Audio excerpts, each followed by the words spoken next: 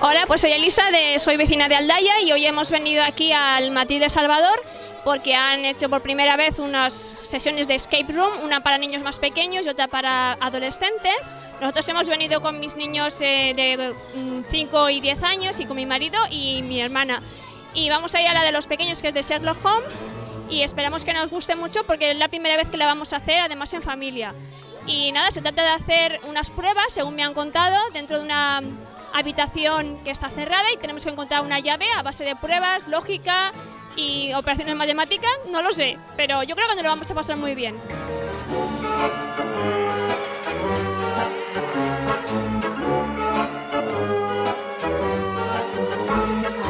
Como veis y habéis visto, vamos, fantástico, todo ambientado de Halloween, 2 escape rooms, están pasando alrededor de 300 personas por el centro, mamás, papás, adolescentes, gente más mayor. Y bueno, había gente incluso que decía, ¿cómo podéis montar esto aquí? Pues lo hemos montado porque al final estamos buscando otra alternativa de ocio que se enmarca dentro de las políticas de juventud que hemos llevado desde 2015 y bueno, la cuestión es avanzar y ofrecer a la gente algo diferente que hasta ahora no habían visto y en ellas estamos y en ellas seguiremos.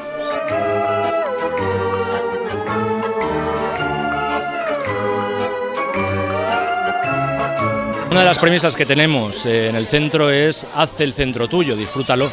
Al final todo esto se enmarca en lo que hacemos en el Matilde, que la gente venga, lo disfrute, lo haga suyo y al final es un centro muy amplio, muy dinámico, muy polivalente, con personas de diferentes edades, pero lo importante es que la gente lo haga suyo y lo disfrute y bueno, creo que hoy lo estamos demostrando y la gente está disfrutando.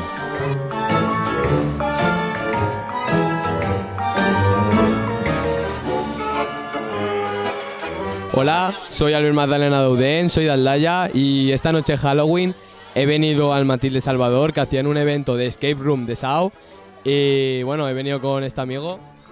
Hola, yo me llamo Nayib y soy de Aldaya y bueno, nuestra experiencia era un poco bastante difícil. Hemos hecho diferentes pruebas, las has tenido que superar, ha estado muy guay, muy divertido.